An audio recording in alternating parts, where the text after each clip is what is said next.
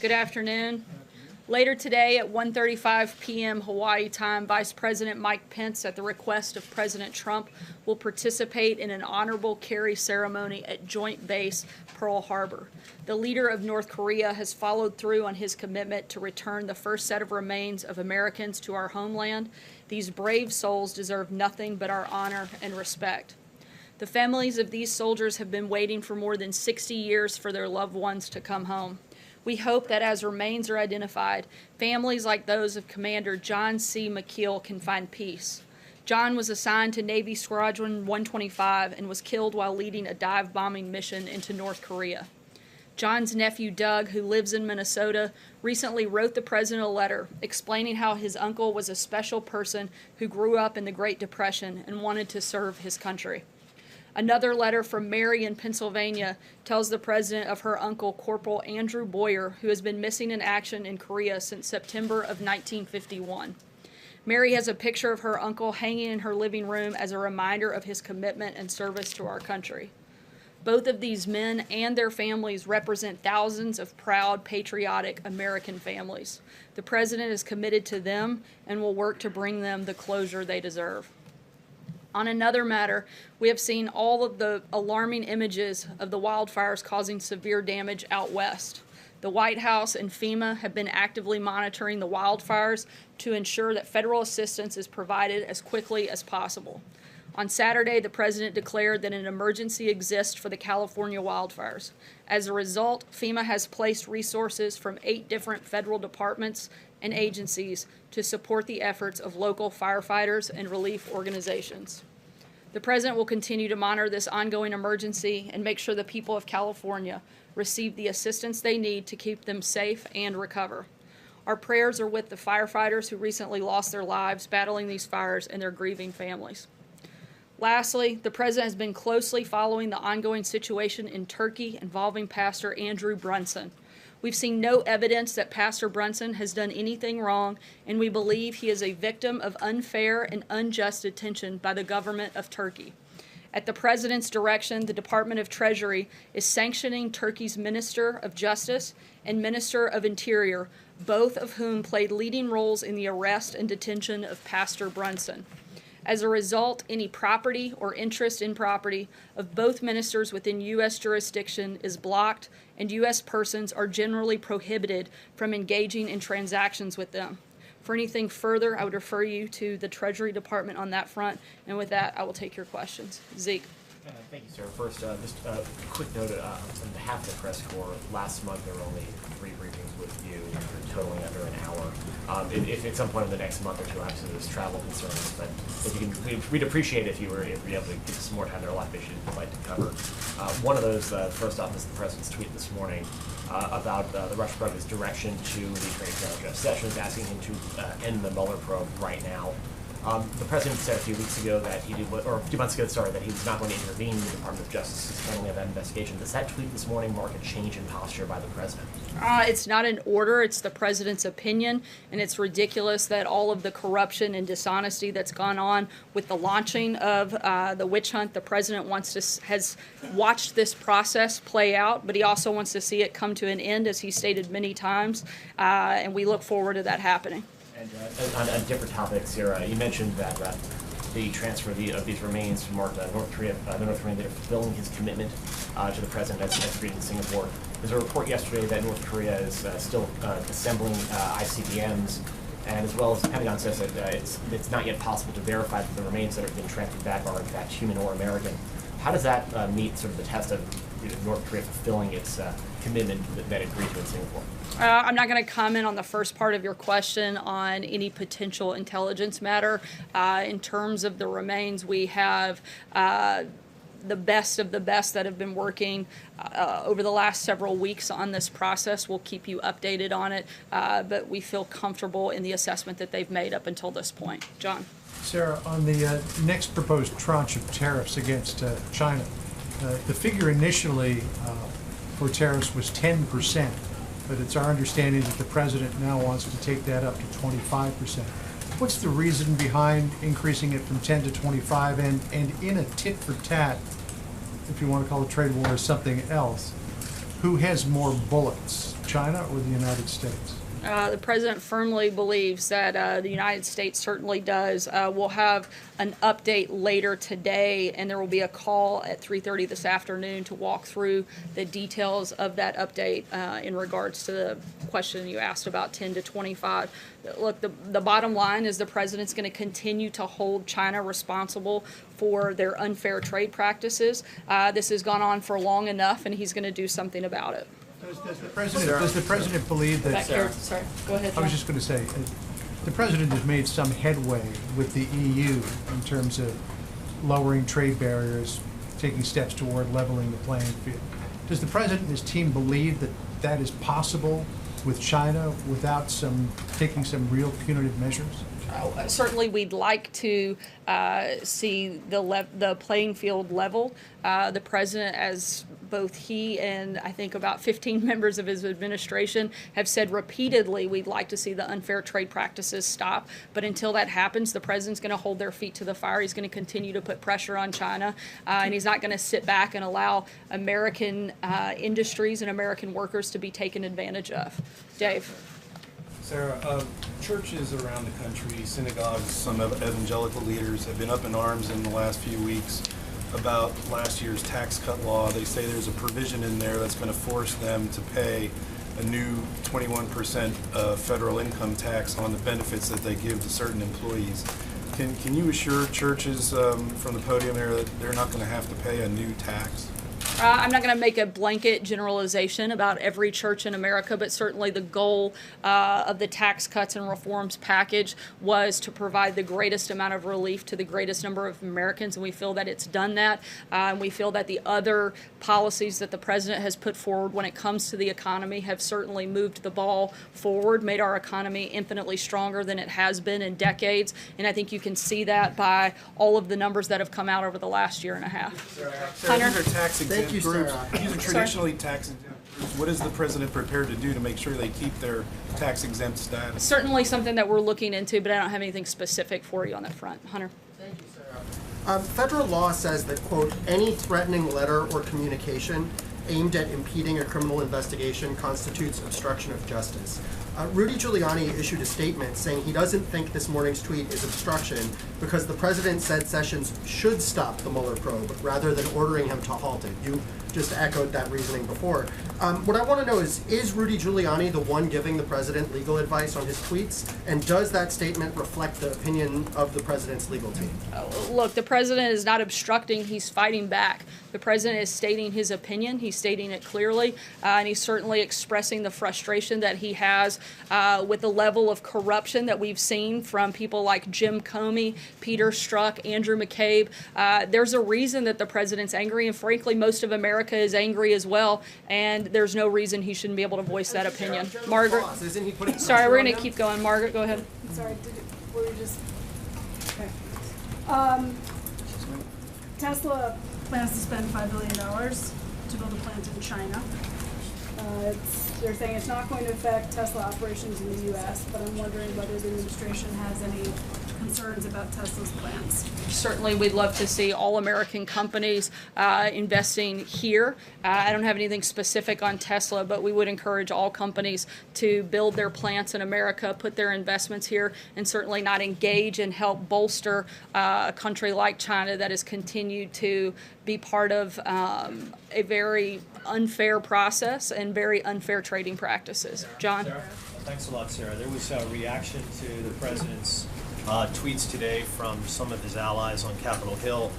Republican Senator Hatch said, I don't fully get what he's trying to do.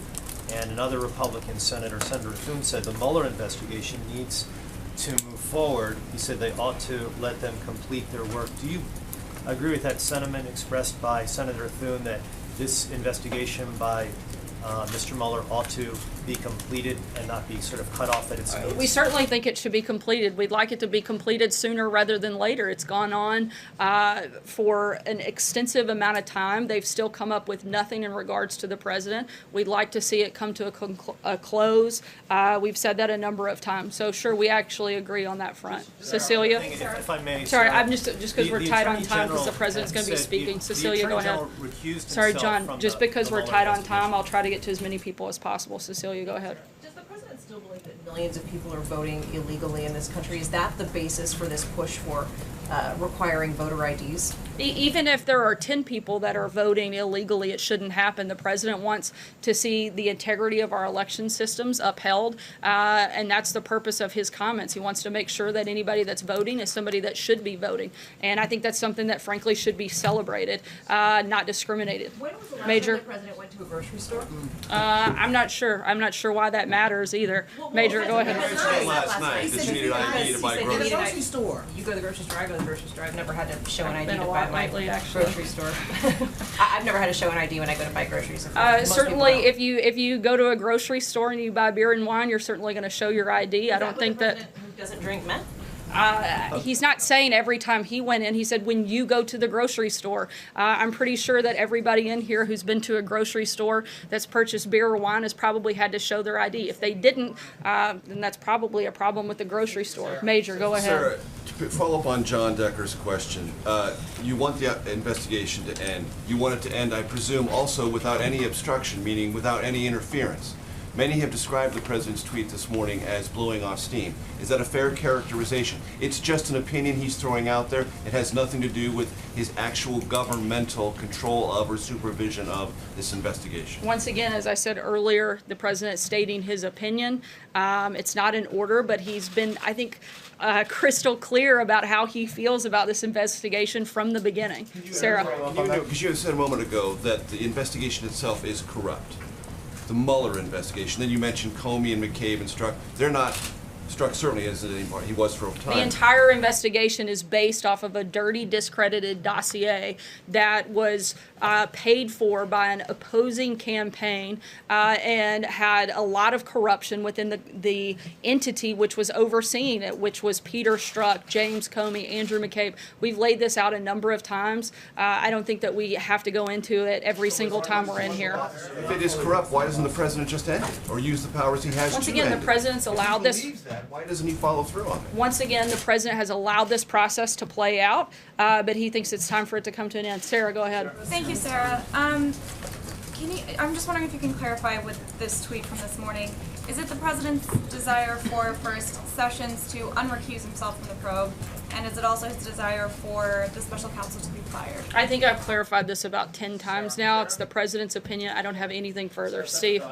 Yes, Sarah. Last night at the Tampa rally, the president again pushed for creation of a Space Force as a new military branch. The Defense Department today missed a deadline to submit a report to Congress about how this Space Force is to be structured. And we're told that the White House has now twice rejected drafts because the Defense Department doesn't want a Space Force. It'd rather create a Space Command under the existing military structure. In view of this, how is the president going to force the creation of a Space Force? We're continuing to work with the Department of Defense to figure out and determine the best way forward, something that the president feels strongly about, and we're going to work with our team there and figure out the best solution. Yamiche? I have a question about the president is meeting with inner city pastors. Today, Secretary Carson has pushed policies that would raise the rent on many poor people. He's also pushed policies that would slow anti-immigration initiatives. What is the president going to say to these inner city pastors whose areas might be hurt by some of these policies? Certainly, that's the reason to sit down with these individuals, to hear their feedback, hear their concerns. I know the primary point of discussion for today is to discuss prison reform, but I wouldn't be surprised if they raise those issues, and that's why the president's invited them here so that he can have those ongoing conversations and determine how best to help them in a number of different situations. In inner cities, I'm sorry? Are those policies that are raising rents on poor people and that are slowing anti-segregation initiatives, are they helping inner cities in the president's opinion? I would have to look at the specific policies you're referencing. I'd be happy to do that after the briefing. Julie? Sarah, members of this administration are currently talking about big cuts to the refugee resettlement program, which is currently capped at $45,000, but I'm told it's under discussion for cuts as low as $25,000 next year. Does the president feel that this country admits too many refugees? What does he think the proper level is, and what would the rationale be for scaling it back? This vast is amount part of it an for the ongoing second- discussion, and no policy decisions have been made, but we'll keep you posted as they are. Jeff? The Sir, you program is too big? I'm sorry? Does the president think there are too many refugees coming into this country? The president wants to make sure that whoever comes into the country, we know who they are, why they're coming, and that they pose no danger or threat to Americans. That's the #1 priority. We want to make sure that we have the processes in place and the ability to vet any individual that would come into this country. If the Department of Homeland Security and other agencies that they would work in coordination with determine that they don't have the ability to vet a certain number, then certainly the president would have concerns with that. Again, the #1 priority is national security and making sure we have the ability to properly vet and process any individual that comes into this country. Jeff? Sir, you said the president wants this investigation to be completed, but he has not yet made the decision if he will sit down with Bob Mueller. Isn't he part of dragging this out a bit? And also, when he tells you something personally, do you take it as a directive or do you take it as his opinion? On the first part, I would refer you to the president's outside counsel and specific negotiations with the special counsel. And the second part, I'm sorry. You said that his tweet this morning was his opinion. When he tells you something as a member of his staff, how do you know if it's a directive from the president or if it's simply his opinion? The president makes it pretty clear when I'm having those conversations with him. David, go ahead. It seemed pretty clear. His tweet this morning said that he wanted to, it was time for the investigation to be stopped. Does the president know that Jeff Sessions can't stop the investigation? And has he directed Rod Rosenstein to? The president's very well aware of how the process works. Once again, he's stating his opinion. David, go ahead. What does the president plan to do specifically about 3D plastic guns? And has he spoken to the NRA about this issue? The Department of Justice made a deal without the president's approval on those regards. The president is glad this effort was delayed to give more time to review the issue, and this administration supports the decades-old legislation already on the books that prohibits the ownership of a wholly plastic gun. Steve? In the case of the pastor in Turkey, has the president raised this directly with President Erdogan? Are you talking about the imprisonment of Pastor Brunson? Yes, they've discussed it on several occasions. Sarah. I mean, was he upset about it, or? I think you can see in the actions that the president has made today that he's not happy with Turkey's decision not to release Pastor Erdogan. Blake? On the possibility of a shutdown on taxes, does the president support possibly restructuring the way capital gains are taxed, and on the possibility of a shutdown? Is the president talking about potentially endorsing a government shutdown before November's elections, after November's elections, or both? On the first part of your question, this is something that has a lot of support from various people. No administration policy has been determined, but the president's asked the Treasury Department to take a look into it. On the second part of your question in regards to the shutdown, the president isn't focused on the timing of before or after the election. He's focused on the results. He's been talking about this for a year and a half. Our immigration system is completely broken, and he's begging and has been for Congress, particularly Democrats in Congress, to step up, do their jobs, stop kicking the ball down the field, and actually work with him to fix our system. It's that simple. Does the president, though, have a personal opinion as to whether or not the current system works or this should be changed? Again, he's asked the Treasury Department to look into it. David? Thank you, Sarah. Two quickies about last night in Tampa. First of all, does the president encourage the support of people who showed up last night in these QAnon and Blacks for Trump fringe groups? And secondly, is the White House willing to say right now, in view of what happened with one of our TV colleagues last night, that it is wrong for his most vocal supporters to be menacing toward journalists doing their jobs in a situation like that or in any situation? On the first part, the president condemns and denounces any group that would incite violence against another individual, and certainly doesn't support groups that would promote that type of behavior. We've been clear about that a number of times since the beginning of the administration. On the second part of your question, the president, as I just said, does not support violence against anyone or anything, and we've been very clear every single time we've been asked about that. When it comes to the media, the president does think that the media holds a responsibility. We fully support a free press, but there also comes a high level of responsibility with that. The media routinely reports on classified information and government secrets that put lives in danger and risk valuable national security tools. This has happened both in our administration and in past administrations. One of the worst cases was the reporting on the U.S. ability to listen to Osama bin Laden's satellite phone in the late 90s. Because of that reporting, he stopped using that phone and the country lost valuable intelligence. Unfortunately, it's now standard to abandon common sense ethical practices. This is a two-way street. We certainly support a free press. We certainly condemn violence against anybody, but we also ask that people act responsibly and report accurately and fairly. Sarah, nobody was being violent last night. They were trying to prevent a broadcaster from getting his broadcast out and yelling that his network sucks. Is that right or wrong? I'm sorry, what was the first part of your question? I said no one was being violent last night in terms of hitting anybody, and no broadcaster was broadcasting state secrets. They were trying to do stand-ups at a public rally, and you had people trying to yell over them, preventing them from doing their jobs, and yelling that their network sucks on live TV. Look, Does the White House support that or not? While we certainly support freedom of the press, we also support freedom of speech, and we think that those things go hand in hand. Aisha. You talked a little bit about the tweets earlier, but President Trump also tweeted about Paul Manafort and comparing his treatment to that of Al Capone, and he seemed to say that he felt he was being treated unfairly. I guess, first of all, why does the president feel like Paul Manafort is being treated unfairly? And when he talked about this issue of solitary confinement and the fact that Manafort hasn't been convicted yet, does this administration have larger concerns about solitary confinement being used for people who haven't been convicted outside of Paul Manafort?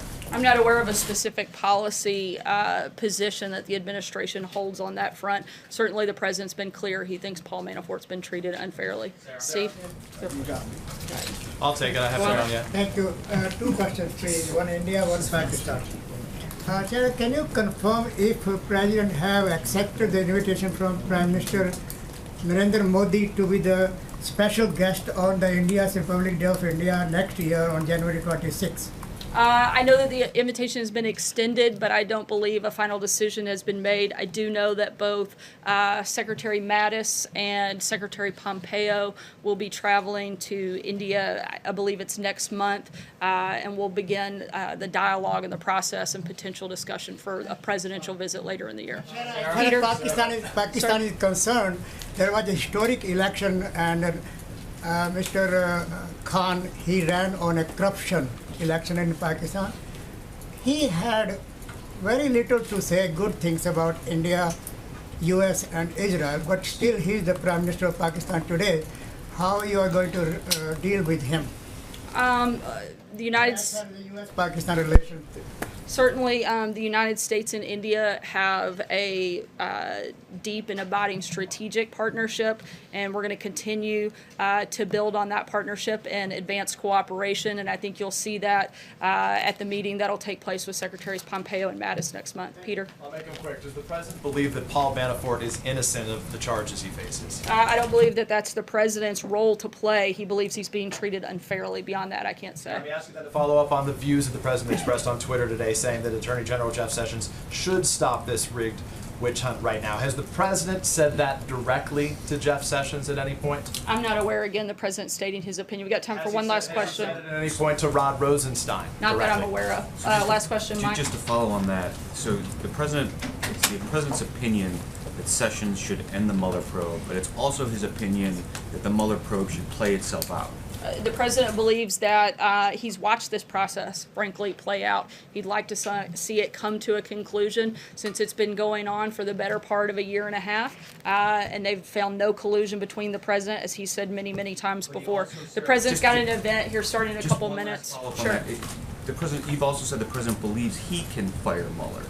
So doesn't it look weak on Twitter for him to say Sessions should end this probe when it's Rosenstein that can end the probe, and the president believes he can end the probe? It's not weak for the president of the United States to state his opinion. Thanks so much, guys.